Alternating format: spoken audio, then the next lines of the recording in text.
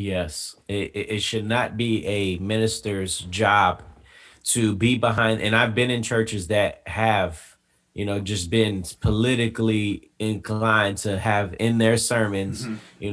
political agendas. I've been in church services like that, but I do not believe that it is a minister's, a preacher's, a pastor's job to be spewing that from the altar, from the pulpit. And I see it too often. That's not what God called ministers to do. It's not what He's called pastors to do. Unfortunately, when I say things like that, I have to say it with caution because one would say, "Well, what about Pastor Martin Luther King Jr.?" And so it's tight because he did that. He preached it from the pulpit. He preached it from the streets. He preached it everywhere he was at. But his way was unique because he did it from a place, where it was a lot more severe than today's society. But one would say there are people still getting, sprayed down. So I mean, He was what, preaching to what the choir difference? too, because the people that were receiving the message needed that message of hope. But if he was an all white audience, he probably isn't preaching that exact message. He probably is preaching "I have a dream" rather than his more, not extreme, but like more direct messages. So like he was still able to even then adjust to what he was trying to get across. So that's a good example. Dr. Martin Luther King, he's a pastor, but like you said, it's not that you. Again, I don't know that he supported a candidate either, though. I mean, he was seen talking to the president, but one could say, well, did he support him? Did he? He wasn't necessarily endorsing.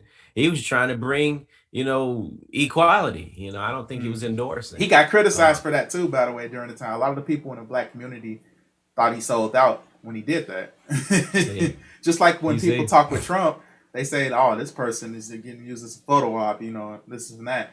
Same thing happened to Martin Luther Ice King. Cube. Yeah, Ice Cube was exactly Ice Hmm. Cube, and he still is having to defend himself for having an agenda and bringing it to the both sides. But no, you make a valid point with Martin Luther King. There are the bottom line is this isn't a yes or no for everyone, but I would say wisdom would lead me to say that politics in the church we have to be very careful with, and political candidates propping them up. It's already hard enough to even have a conversation without people automatically making assumptions. I would just fall short of supporting outwardly or saying like, "Hey, vote for this person." And I'm about to get super conspiracy like right here, and maybe not to some. But if we think back to as Christians' perspective, if we think back to how politics even came about, right? If we think back to the times of Saul and when we first started hearing about politics and kings and people wanting a man as their king, it was innately done out of people's fleshly desires. They wanted men in power to rule over them. And so here's where it gets conspiracy like, because, or maybe not. Here's my thoughts. I think we have pushed politics for so many years, and we've kept God around. Like, we've kept God around. We've kept him, at the forefront of our belief system, whatnot. And God has allowed it, Hmm. he allowed the children of Israel to find a better king in David. He's allowing Americans to find a better king than Bush or Trump or whoever, Obama, who's in office. He'll allow it. But what if we were able to, for once, push Jesus as the forefront and as the leader of this nation? What if we were to just say, "Man, I vote Jesus. Forget these men. Forget who's in office. Forget these politicians. Forget what's happening. Let's try to do it Jesus's way." What if we were all Christians? I'm talking about the third of this world. As the numbers show, a third. What if the third of this world, who consider themselves Christians, were to say, look, I'm not voting for a man this year. I'm voting for doing the things of the Lord. And that's that. Because when you have to vote on one major political affiliation, you put me in a box, and I wasn't designed to be put in a box. I was designed to worship my creator. I was designed to lift up the Lord, my God. What if we were just able to do that? And I don't know how that would happen. You know what I mean? I don't that would, I don't know how that would happen in today's society. But I mean, maybe if God could be Hmm. our leader and really speak to a bunch of us and not one of us, or a few of us, but if he could speak to a bunch of us and saying like, man, let's just lift him up for these next 4 years and see what happens with this earth. Um I honestly think that he could do it, but it would have to be for a bunch of us and not just a select few of us. And so I said that to say that, politics, we get so caught up in the political jargon of it. We get so caught up in the media pushing what it wants to push that we forget that this was create Christians I'm speaking to right now. This was created out of mere desire for wanting a man to be in an office. Yeah. And the moment you put man on your pedestal, the moment you put man on the forefront of your talks and things of that nature, is the moment you've created an Right. idol in your life. You've now put man in position of God. And that's not how God wanted it. And that's why you always hear me in these talks. You always hear me say theocracy. Why? Because I just believe that God could be, our leader, and it just work out that way. And, it just functioned that way. And so, because it's happened before. And so I think that as Christians, as pastors, as ordained ministers, as leaders, don't get so caught up in here's the thing. Yeah, you have your thoughts, you have your perspectives, whatnot, whatever. But don't get so entrenched in politics that you forget that this all stemmed from man wanting to have another man as their leader. And I don't know about you all, but Hmm. I believe that we ought to have God as our leader. We ought to have the creator as our leader. We ought to have a perfect being as our creator rather than Hmm. some man, that's been placed in office to, try to help us as best as he can. And so truth I know we've talked a bunch about politics and what's transpired within the church and what's even happening in today's society. I know it is conversation that is against the grain. I know that it's hard to take at times, but I'm telling you all, these are conversations that we have to have more of. Because I think if we could, see it from both sides, I think if we could be more educated on both sides, it's like Yeah. the theology debate of someone that doesn't know the Bible, but yet they're always trying to use the Bible as to why they don't believe in what they believe in, but they don't know a lick of scripture. They only hear from what they see, Hmm. or have heard from other people. They've never actually taken the time to look into it Right.